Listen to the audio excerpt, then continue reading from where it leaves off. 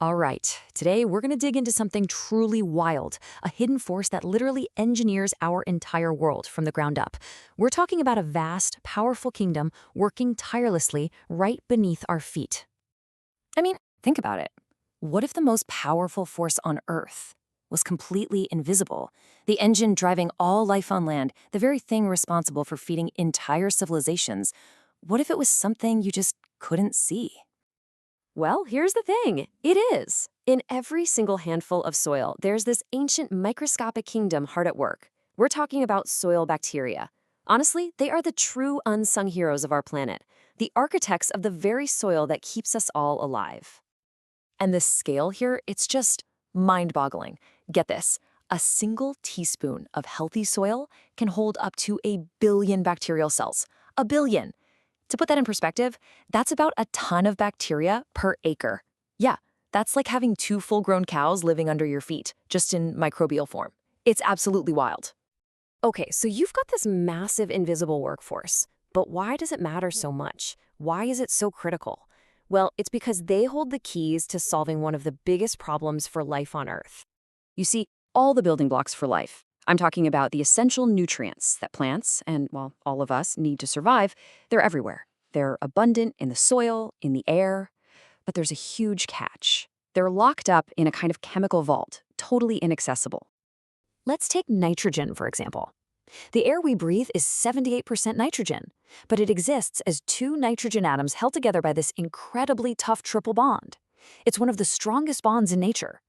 For a plant, trying to get at that nitrogen is like trying to drink from a fire hose that's been welded completely shut. It's just not going to happen. And it's not just nitrogen. The problem is everywhere. Look at potassium.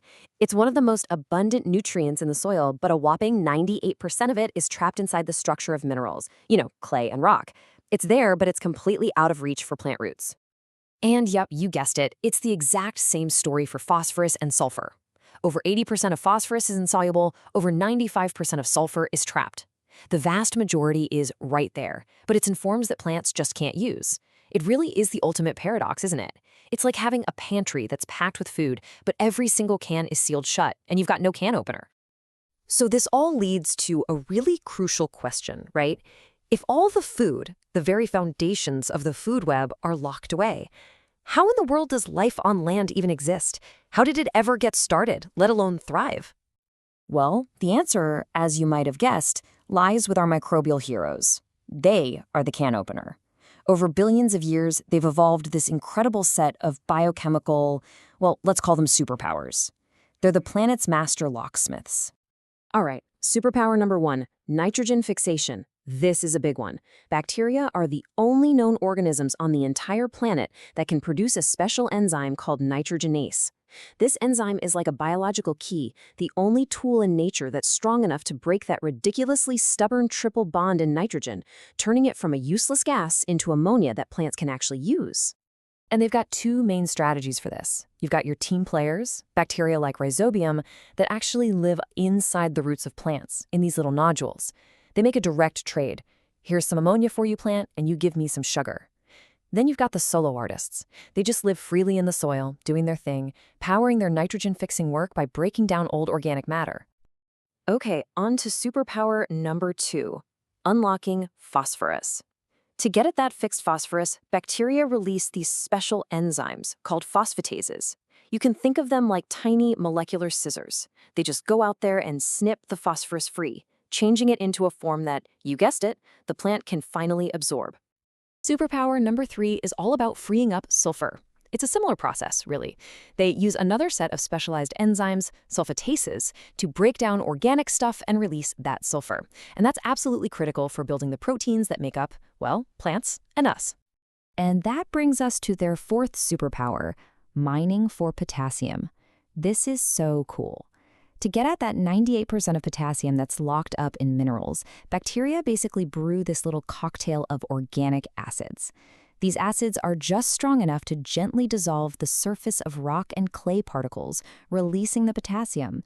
It is literally microscopic mining happening constantly beneath our feet. So it's clear these microbes are incredible chemists, right? But that's only half the story. They're also physical engineers. They are literally building the world we live on. Yeah, this quote really nails it. You have to remember, long before there were any plants, it was these microbes that started the incredibly slow process. We're talking eons of breaking down solid rock, creating the sand, silt, and clay that forms the very foundation of soil. But they don't just make the raw materials, they actually build the house. So first, bacteria release these sticky biological glues. These glues bind the tiny mineral particles together into what we call microaggregates. Then, fungi come along with their thread-like hyphae and weave these little clumps into bigger, more stable structures. And what you get at the end is this beautiful, porous, living soil that can hold both air and water. It's the perfect home for life to flourish. And this brings us to our final and maybe most important point. This microbial world is incredibly powerful, but it's also really fragile. And knowing what we know now, it really presents us with a choice.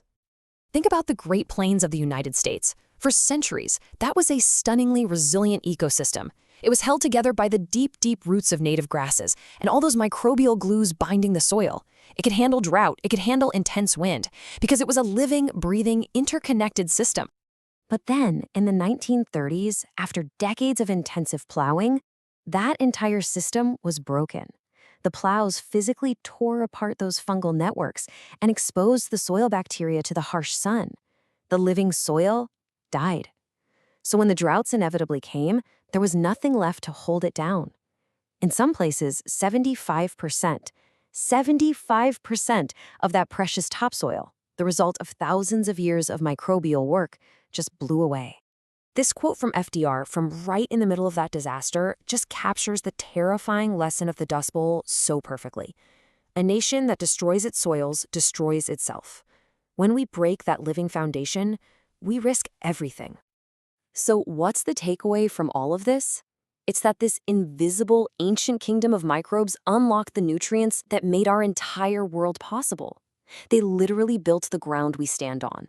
And now, the health of our food, our climate, our entire future, it all comes down to a really simple question.